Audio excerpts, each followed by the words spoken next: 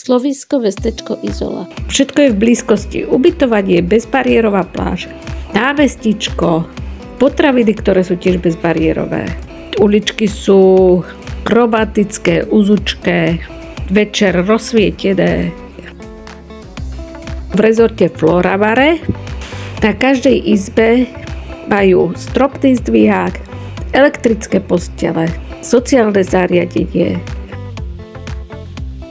Aj wellness majú bezbariérový, majú špeciálnu stoličku, na ktorú sa posadíte a môžete ísť do sauny. Je tam aj bazén so stoličkou, ale ten sa využíva do 15. júla. Od 15. júla sú otvorené zase bazény pri pláži. Na pláž sa dostanete nájazdom, sú tam lehátka, ale pozor, tieto lehátka sú určené len pre ubytovaní v rezorte. Zároveň ubytovaní majú prístup aj k veľkej prezliekárni, k veľkému vecku, aj k veľkej sprche.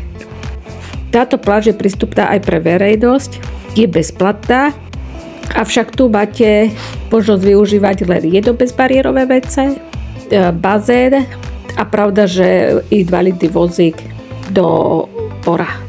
Čo je úplne top, bazén je vyhrievaný, čiže má stálu teplotu okolo 28-29 stupňov so sladou vodou.